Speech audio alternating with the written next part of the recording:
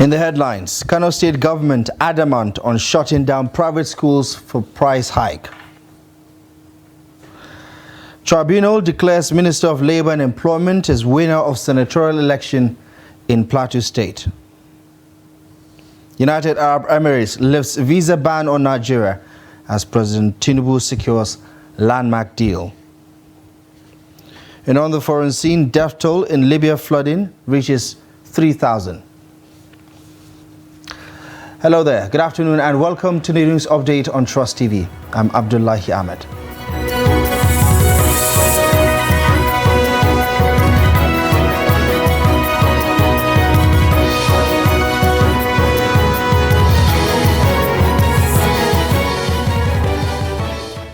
We begin in Kano, where the state government has remained adamant on shutting down private schools in the state for hiking school fees across board.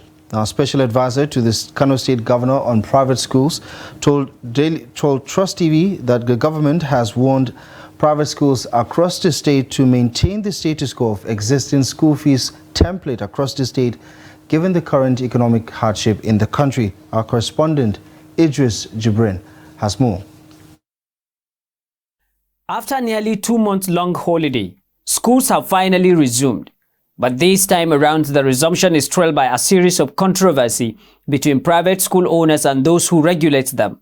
The problem is simply the fact that he is going on air, embarrassing, intimidating and harassing our members.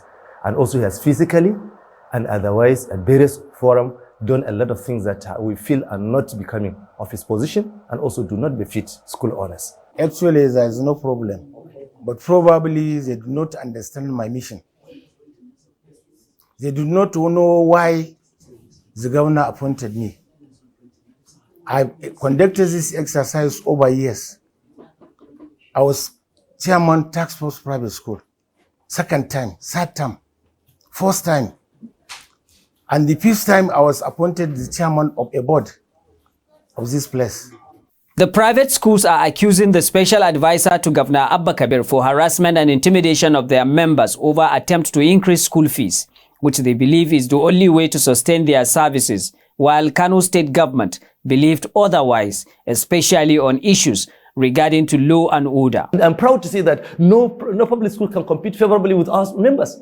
The services we provide is equal, if not better, for most other public schools that are around. And we can compete favorably with schools within and outside Kano State. So at the time when we are doing our best within our resources, all of these people set up with their own resources, their own funds, to set up their schools and run them. The law was established or assented by the former governor on the 28th of May 2014. And this law requires a lot of things. That the school owners should have good environment, laboratory, toilets, no compulsion of increment of school fees, no compulsion of buying uniforms, textbooks, and so on and so forth. But they are only interested in continuing with their illegality. That is by evading the law. According to the Association of Private School Owners, 80% of private schools in Kano have not been able to pay salary for the past 2 months, and that 1 in every 5 schools have closed down due to paucity of funds. 80% of our members are in rented buildings. Go around and find out what is the rent now. So if you look at the realities on ground, does it make sense to just make a blanket statement that, for example, if you're talking about school fees, that nobody should increase school fees, for example? Nigeria is in economic crisis now. Workers' salary has not been increased. Pensioners, market women, everybody is suffering. Why should we allow them to increase school fees now? While the schools now resumes fully, Kano State government assures to sanction anyone that increase school fees, arguing that everyone is being affected by the current economic reality and that parents should not be at the receiving end. Idris Jibrin, Trust TV News, Kano. In Borno State, Governor Babagana Zulum has commissioned a fleet of 70 new luxurious buses to ease movement of civil servants and residents across the state on Monday. Olatunji Omiring reports that the commissioning of the vehicles is aimed at alleviating the sufferings of commuters across the state on the account of removal of fuel subsidy. His report. First-time resumptions in most cases is a happy moment to both the children and parents. As children move to their new classes, this year seems to be different as most parents are lamenting high cost of living. Tochi Chuku is a mother of 3 children. She laments how the economy hardship is making parents develop high blood pressure. I only have 3 children, and it happened that the list they gave me just for the book is about 97,000 naira for the books of only 3 children. The school fees is not included. So when I'm to add school fees, honestly, is not encouraging, honestly. Head teacher, Namu Model School Meduguri, Faith Ezekiel, said they didn't increase tuition payments due to complaints received from parents and guardians. This is because of the financial constraint in the country that brought about hardship. Things are so difficult, so things are very hard. So how they cope with the issue of school fees, the issue of books, textbooks, being that it is a new term. Also, Andrew Ndawa, a bookseller, said they are not finding it better either. He describes the situations as a double tragedy. The thing we are buying 1,000 naira like last year, they have been doubled. Some are triple. The thing you buy 1,000 is 3,000, 2,500. That's how we used to buy it. And business is going down seriously. As you see, this place is not crowded like before. If has it been like last year, let's put last year, you cannot get my attention and be interviewing me like this. The financial expert Bajida Ajayi speak on the need to embrace alternative means of survival to meet their end needs. We cannot continue lamenting. The best thing is to look for how we survive this crisis, and life has to go on. Our children must be educated. Regardless of the economic hardship faced by the parents, there was massive turnout of pupils on the first day of receptions. Olatunji Omirin, Trust TV, Maiduguri. In other news, Vice President Kashim Shettima has reiterated the commitment of the Tinubu administration to the welfare of Nigerians through its programs and policies. The Vice President made the pronouncement on Monday in Sokoto while inaugurating the distribution of palliatives worth 5.1 billion naira by the state government. The Vice President, who commended the Sokoto state government for the initiative, urged other state governments across the country to emulate the gesture. To express the appreciation of the federal government to the Sokoto state government for the donation of operational vehicles to security agencies in the state. The Vice President also commended Boa Group, a cement production company in the state, for donating 10 patrol vehicles to security operatives. The Vice President, in a related development, has commissioned the Rijiyar Orua flyover constructed by the state government at the cost of 5.3 billion naira. And the provision of palliatives to cushion the effects of the withdrawal of petrol subsidy is also a very, very welcome development for our people, especially the poor and the vulnerable. But I want to assure the people of Sokoto, we were here for the campaigns in this Giginya Memorial Stadium, and the President made a commitment that inshallah when elected, he will work day and night to promote the welfare of the Nigerian citizenry. He is a leader with a great deal of empathy, a leader imbued with a great deal of passion and compassion, a leader who sleeps with the people of Nigeria at heart and wakes up with the people of Nigeria at heart. The government is coming up with very robust programs to ameliorate the sufferings of the Nigerian people. In other news, the National and State Assembly Election Petition Tribunal in Jos, Plateau State, has sacked the senator representing Plateau South Senatorial District, Napoleon Bali, and member representing Barikiladi and Riamfredo constituency of the state, Peter Gyangdeng. The tribunal, in its ruling, declared former governor of Plateau State, Simon Lalong of the All Progressives Congress, and Fom Daliop of the Labour Party, who came second in the respective February 25th National Assembly elections in the state, as winners. Adu Musa tells us more. Both APC and LP candidates had asked the tribunal to nullify the election of Napoleon Bali and Peter Gyangdeng on the ground that the PDP doesn't have structure and therefore could not file a candidate for the election. In their separate rulings at the court, Justice Omaka Eleko and Justice Muhammad Tukur nullified the election of the two PDP candidates because of the party's failure to respect the order of a Jos High Court to conduct ward congresses before the last general elections. Counsel to the parties speak on the judgment. The court held that PDP was not qualified to have even contested in that election. Therefore, all the votes given to the PDP were wasted votes. So we give God the glory. We listen with rapt attention to the judgment, and it is in line with the law. Therefore, justice has been served. Well, like we say as lawyers, the tribunal has spoken. We know in law, whatever the tribunal, the court holds, that is the decision before sin is set aside or affirmed. Now, the good thing is that this is a tribunal of first instance. We have one more step, and the third step is the Court of Appeal.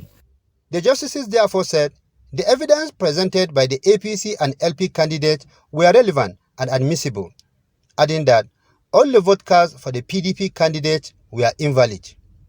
Ado Musa, Trust TV News, Jos.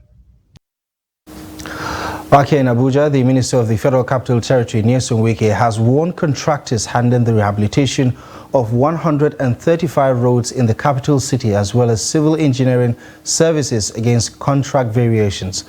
The minister gave the warning while inaugurating the projects in Abuja on Monday, promising that the projects would be completed in 6 months. He says the FCT would pay all contractors to enable the completion of projects within the agreed timeline. He also warned the Permanent Secretary of the FCT administration against bringing proposals for variation after contracts have already been signed. The minister urges residents to support the contractors to enable completion of the projects on time. He also solicited the support of the traditional rulers to ensure that youths and all residents across communities support the contractors to deliver the job on time. In other news, President Bola Ahmed Tinubu and the President of the United Arab Emirates, Mohammed bin Zayed Al Nahyan, on Monday in Abu Dhabi finalized a historic agreement which has resulted in the immediate cessation of the visa ban placed on Nigerian travelers. According to a statement by the Special Advisor to the President on Media and Publicity, Ajurin Gilali, the agreement means both Etihad Airlines and Emirates Airline would resume flight schedules into and out of Nigeria. Gilali says the negotiations between the two heads of state on the immediate restoration of flight activity through these two airlines and between the two countries does not involve any immediate payment by the Nigerian government. The deal, according to Gilali, also includes new investment opportunities by the investment arms of the government of the United Arab Emirates, worth billions of dollars in the Nigerian economy across multiple sectors, including defense, agriculture, and many others. According to the statement, President Tinubu has successfully negotiated a joint new foreign exchange liquidity program between the two governments, which we announce in details in the coming weeks. According to the presidential spokesperson, the president commended the UAE president for his friendship and determined effort to join hands with Nigeria to fully normalize and reset to excellence the standard of relationship between Nigeria and the UAE. Now, Daily Trust, an arm of Media Trust Group, on Monday called for nominations of exemplary personalities for the coveted African of the Year 2023 award. Nominations are open from September 11 to midnight October 16, according to a statement signed by the Group Chief Executive Officer of Media Trust Group, Munir Gwarzo. Mr. Gwarzo says ideal nominees should be, quote, ordinary Africans who have made extraordinary contributions to humanity in any field from any part of the continent. Now, the award consists of 3 components: a permanent plaque, a certificate of merit, and a cash reward in aid of the awardee of the chosen charity project, according to the statement. Now, the individual winner will be selected by a 6-member prize committee chaired by Festus Mogae, who is a former president of Botswana. Other members of the committee are to include representatives of Africa's regional blocs, and they include Ambassador Mona Umar from North Africa, Amadou Matar Ba from West Africa, Gwen Lester from South Africa, and Pastor Rigobert Minani Bihuzo from Central Africa. Now, the chairman of the board of directors of Media Trust Group, Kabiru Yusuf, represents the award promoters, and they represent the presentation of the ceremony for the 2023 edition of the African of the Year Award is slated for January next year in Abuja. You're watching the news update on Trust TV. Coming up ahead, police in the FCT moves to mitigate illegal scavenging across the Federal Capital Territory to improve safety. Details coming up ahead after the break.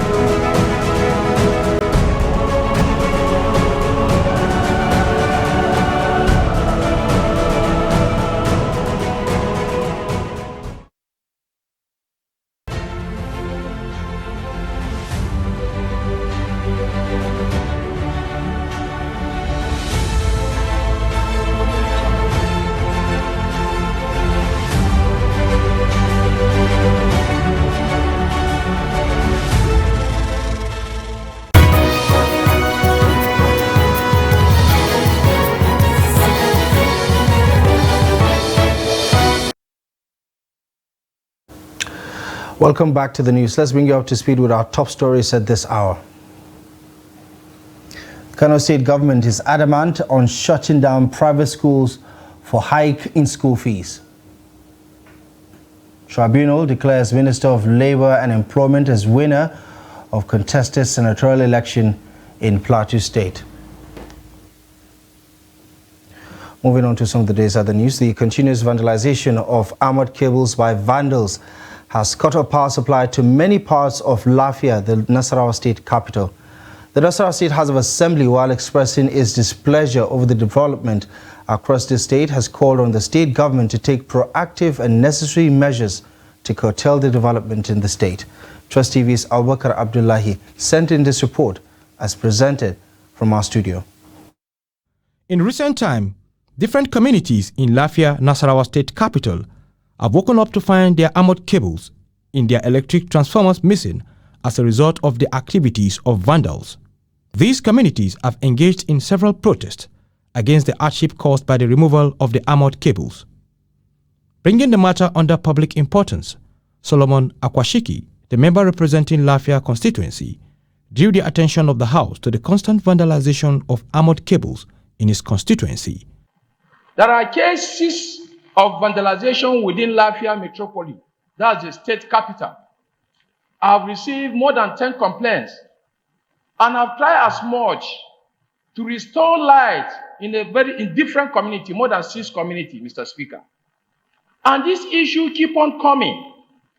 It will interest you to know the member representing Lafia Obi constituency also participating in restoring light in the community where they vandalized this cable in a transformer.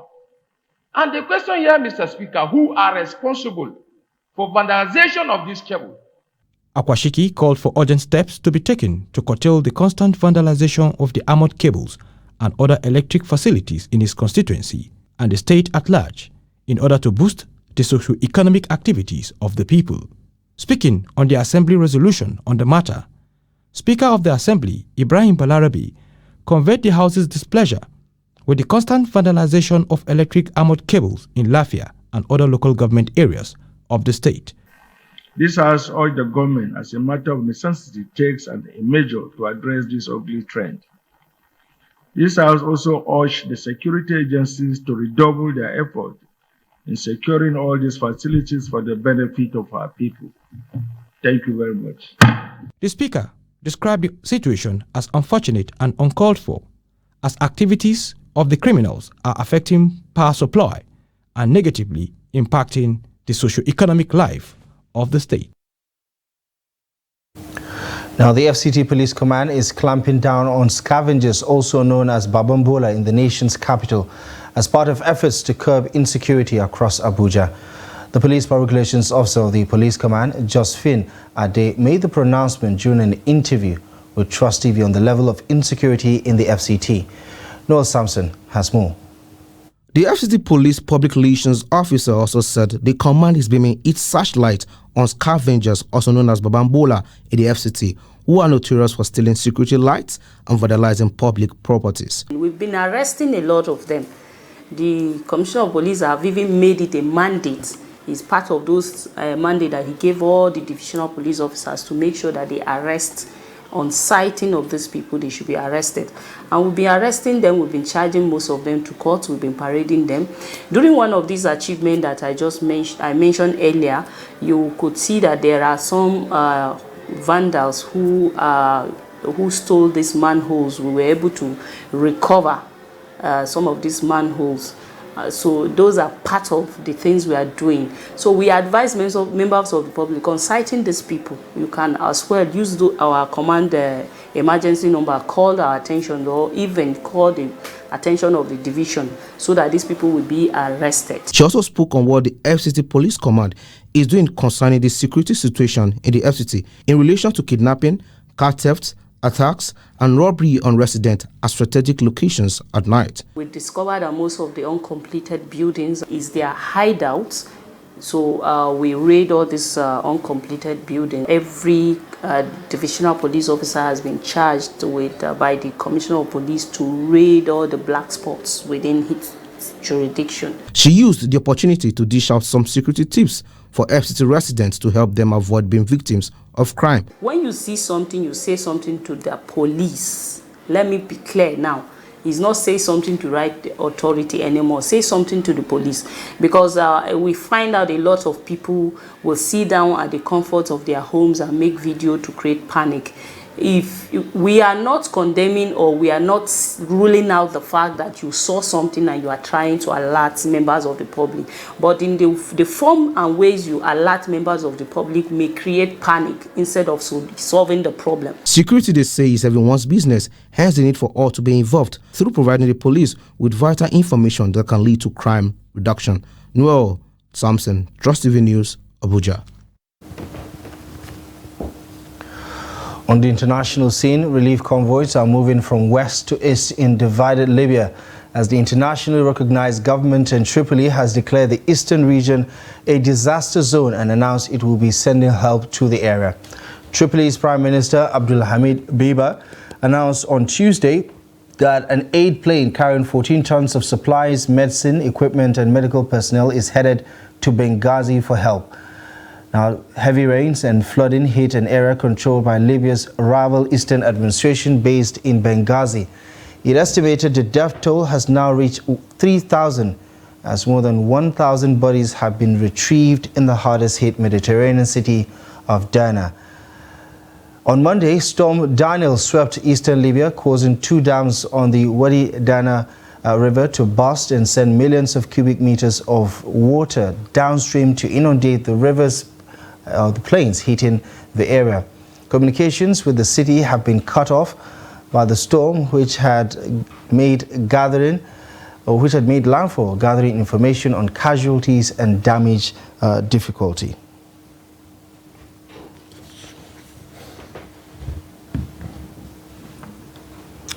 Well, that's it. You're up to speed with the latest news stories at this hour. Feel free, as always, to follow us across our social media platform to keep up with our content across social media, and visit trusttv.com for more news. My name is Abdullah Ahmed. Thank you for watching.